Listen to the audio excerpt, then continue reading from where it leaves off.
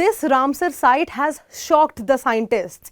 12 new species have been discovered in one wetland in this Ramsar site. So, hello and welcome. You're watching Next IAS. My name is Titiksha Pandey and today we are going to talk about the discovery of 12 new grasshopper species in coal wetlands. So, without any further ado, let's quickly get started. Let's quickly talk about the background and the latest development, the latest news. So, recent scientific study at the coal wetlands, a Ramsar site in Kerala. Kol wetland जो एक Ramsar site है केरला में, वहाँ की recent scientific study ने ये बताया है कि 12 species, जी हाँ 12 species of Pygmy grasshoppers.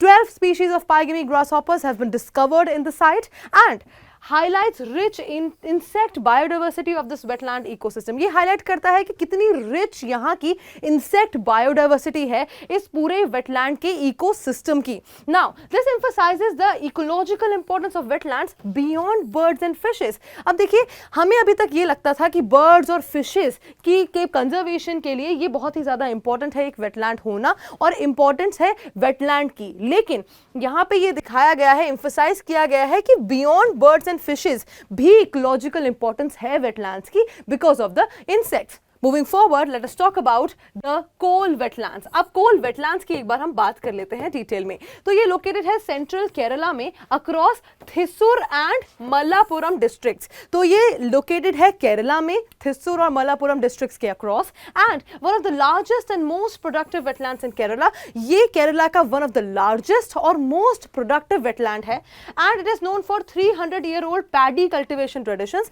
Paddy के कल्टिवेशन ट्रेडिशंस के जो कि 300 साल पुराने हैं उसके लिए ये जाना जाता है. And the name Kol means bumper crop in Malayalam. तो कोल का मतलब है बम्पर क्रॉप. कहां पे? मलयालम में. मलयालम लैंग्वेज में इस कोल शब्द का मतलब है bumper crop. Moving forward, let us talk about the unique features of the wetland. अब इस वेटलैंड में क्या यूनिक फीचर्स हैं ये एक बार समझ लेते हैं. Low lying land that gets submerged during the monsoon. ये एक लो लाइंग लैंड है जो पूरी तरह से सबमर्ज हो जाता है मॉनसून में. अगर आपको वेटलैंड का मतलब नहीं पता तो वेटलैंड का यही मतलब होता है कि मॉनसून में जब बारिश होती है तो ये लैंड वेट हो जाता है, सबमर्ज हो जाता है वाटर में. Alright, farming done by draining water and building बंड्स. Farming यहाँ पे वाटर ड्रेनेज से, ड्रेन करने से वाटर को और बिल्डिंग बंड से करी जाती है. And regional faces natural salt water ingression. Region ये क्या फेस करता है? Natural salt water ingression face करता है and surrounded by human habitation coconut and areca nut plantations. तो ये किस चीज से सराउंडेड है? ह्यूमन हैबिटेशंस, मतलब यहाँ पे ह्यूमंस भी रहते हैं और कोकोनट और अरेकेनट प्लांटेशंस भी यहाँ पे होती हैं इसके सराउंडिंग्स में. Alright, moving forward, let us talk about the ecological importance. अब हमें, जैसे कि मैंने अभी आपको बताया, that all the wetlands are ecologically very important when it comes to birds, fishes, their conservation and now insects also. So let's talk about the ecological importance of this Kol wetland. तो ये पार्ट है central Asian flyaway का for migratory birds. तो जो migratory birds होती हैं, central Asian flyaway का ये पार्ट है जहां पे बहुत सारी सेंट्रल एशियन माइग्रेटरी बर्ड्स आती हैं. Plus third largest wetland in India by birds numbers. ये थर्ड लार्जेस्ट वेटलैंड है इंडिया में by the number of birds. जहां पे जितनी बर्ड्स हैं उस हिसाब से अगर हम गिने तो this is the third largest wetland and it highly becomes an important pointer for prelims perspective also. And this recognised as an important bird area by the BirdLife International के द्वारा ये रिकॉग्नाइज किया गया है कि ये एक बहुत ही ज्यादा इंपॉर्टेंट बर्ड एरिया है. Moving forward, this was declared Ramsar site इन 2002.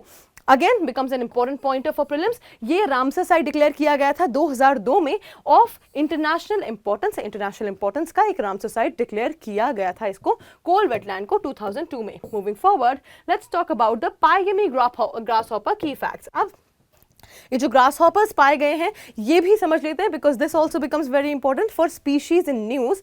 तो स्मॉल इंसेक्ट्स जो हैं दैट इज अराउंड 15 मिलीमीटर के ये इंसेक्ट्स होते हैं. आप ध्यान से देख लीजिए इनकी पिक्चर.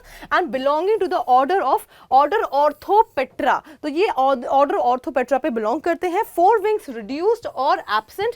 जो ये 4 विंग्स होते हैं, जो देखिए विंग्स जो होते हैं यहाँ पे यूजुअली यहाँ पे ये रिड्यूस्ड होते हैं, या तो कम होते हैं या एब्सेंट होते हैं, होते ही नहीं है. नो साउंड प्रोड्यूसिंग ऑर्गन्स, कोई भी इनके अंदर साउंड प्रोड्यूसिंग ऑर्गन नहीं होता है. They lay eggs singly in soil grooves, soil grooves में ले करते हैं ये eggs, unlike true grasshoppers. True grasshoppers ऐसे नहीं करते हैं इसको, ठीक है. Common in short grass fields and muddy wetland edges, ये कॉमनली कहाँ पाए जाते हैं? शॉर्ट ग्रास फील्ड्स में और मडी वेटलैंड की एजेस में पाए जाते हैं. And we have covered the whole thing very nicely, multi dimensionally. Now let us talk about the MCQ for revision. देखिए, let's see who was listening attentively to the throughout the whole video. So which of the following statements about the Kole wetlands is correct? A, it is a desert ecosystem located in Rajasthan. B, it is a Ramsar listed wetland in Kerala known for paddy cultivation. C, it is a coral reef ecosystem in Lakshadweep.